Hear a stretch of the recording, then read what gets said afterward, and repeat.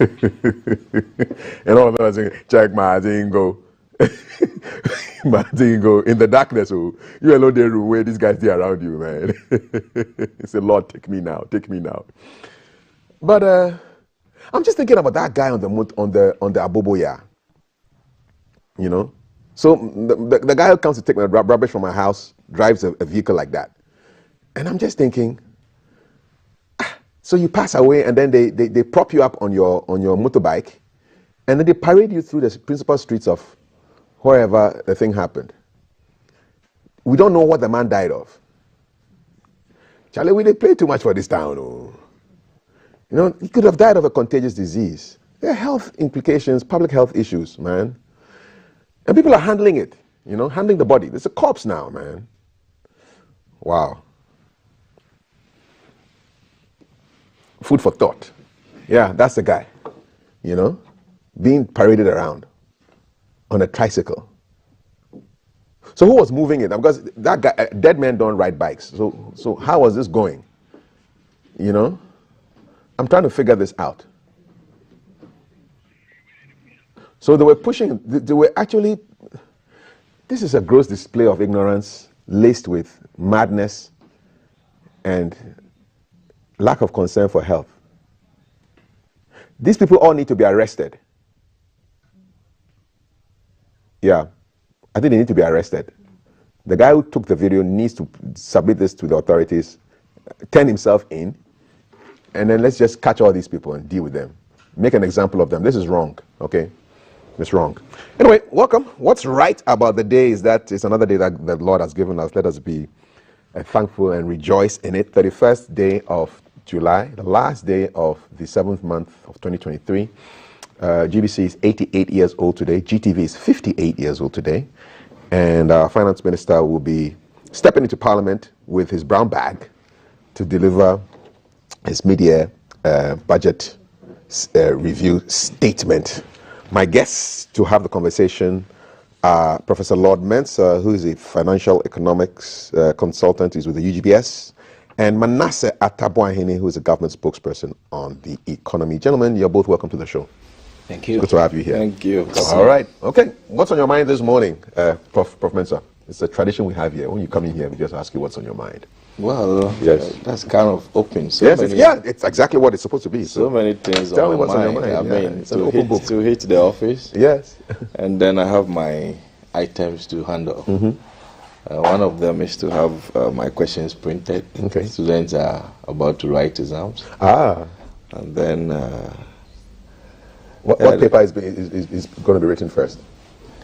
Business finance. Okay. Are these masters or PhD levels? These are the undergrads. Undergrads. Yes. You know, the GES went back on a statement. They really wanted to go and search people seriously, intimately, even to their private parts, BEC students. And then the statement has been withdrawn, so that's not going to happen. But what kind of security checks do you have for your students who are writing exams? Well, at the university level, I think I'm not an exam officer, but then I know there are strict, rules when it comes to examination.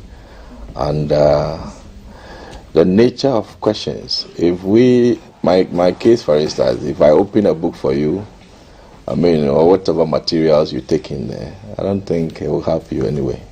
Because there are questions that you may have to think outside the box. You don't expect, exactly what is exactly this that I gave you in my notes. You must think outside the box. So it's not something that I can give you a whole lot of textbooks to take to the exam hall. It will make no sense to you. Yeah, it won't make any sense. You just waste your time. Yeah. So I think it depends on the type of questions. But I believe that there are, with the university, there are strict rules as to examination practices and all those. Yeah. Okay. So preparing for your exams? Sure. Yeah, okay. Wish you all the best. Thank you. All righty. The life of a professor. Manasseh, good to have you on the desk. Good to see you. Yes. What's on your mind this morning? In fact, what's on my mind has to do with you. I cast my mind back somewhere in 2011 or 2012. Right. When I was at the University of Ghana. I remember I was in the Kwafu Hall. Okay. And we had this financial literacy week. And you were there to run us through how to speak in public, how to write CVs, and all of that. So I sit back and interested. Yes, we are here. So nice. I'm not too sure if I've met you this close. No. Since then. Since then. I'm happy to be on the same show with you. Happy to be here. And I'm happy to inform you that the training you gave me and my other colleagues has brought me this far. So I'm so grateful to you. Grateful. Thank you so much. Nice. So that's on your mind. That's on my mind. Okay, all right. Nice one. Nice little surprise there. It's 7:52. What's on your mind this morning? We have a media budget review. What does that mean? I'm going to ask the professor to break it down. What's the essence of a media budget review? Why is it such an important exercise for Ghana? Yes, Kafui, if we say you are budgeting, then it means you are projecting. And you know, projections goes with uncertainty. And by its own way, the Constitution finds it right to say that the finance minister reads a budget in November going into the following year. And by middle of the following year, as to whether things are falling in place, or he has to request for more money, or possibly the way things are going may not be as expected. So there is a need for revision. So that is the way the review is. So all that it entails is a budget is a projection, and it may not fall through as expected. And once it does not fall, within expectations, there is a requirement for a review. But, in our case, it's a constitutional mandate that the finance minister at the middle of the year will come and brief Ghanaians as to whether the budget he read, for that particular year is falling through or is falling out of gear. Then possibly he may need a revision for that. So from where I sit, that is my understanding, and it's clearly, literally, a way to go about budgeting. Okay. Yeah. All right. Manasseh, what can we expect? Have you seen the embargoed statement? And can you give us some highlights, or you don't take the wind out of the boss's sails? A very good morning to our cherished viewers, and good morning to you, and good morning to Professor Lord Mensah. The expectations are high, and the finance minister, as mandated by the Public Financial Management Act, Act 921, Section 28, today will be in Parliament to present the media fiscal policy review, and we expect him to give an overview of our economic and fiscal performance thus far from January to July this year. Then also, it's important for him to give us an update on our macroeconomic indicators, how far we've come. What was inflation at the beginning of the year? What is inflation today? And what are the government policies being put in place to ensure we are able to trim down the volumes of inflation? So all these conversations would happen. There will also be conversations around our expenditure. He would give us an overview of the performances of our financial indicators, so our revenues, our expenditures, and all of that, and what government is doing again to cut down expenditure. And we know how far we've come as a country. We, in this media budget, do not intend to introduce new taxes.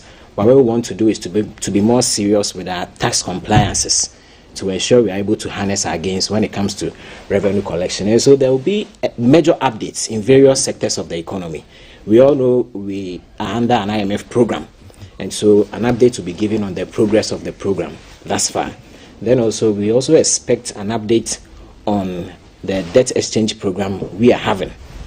When it comes to the domestic debt exchange program, we are through with the individual bondholders and the institutional bondholders. What we are doing now is the dollar-denominated securities, and so he'll give an update on that. Then also, we are in several conversations with our external creditors, and so an update also will be given on how far we've gone with that. And so we expect a lot from the finance minister today, and we are confident that the renewed confidence Ghanaians want, especially the business community, would be harnessed again, so that going forward we'll be able to have a lot of gains, especially in our budget. Okay. Professor, is there anything you want to what are you looking forward to? What are you expecting? Yeah, clearly, my expectations, in simple terms, is to look at, how we can bring back the economy to its normal footing. And we went to IMF purposely for that. And I'm looking forward to a situation where we're going to align the budget, to suit the IMF program. Kafu, as we speak now, our yield curve is inverted. What does that mean? And if I say yield curve, I'm looking at, if you relate the maturities of various investments to the interest rate they go with, you'll come to understand that the long term is lower than the short term. Treasury bills are on the higher side compared to government bonds, another instrument that can go beyond 3 years. What does that mean for Ghana? What it means is that, as we speak now, it will be difficult for government to raise money for long-term projects. It will be difficult for businesses to raise money for long-term projects. And so it's a dire situation.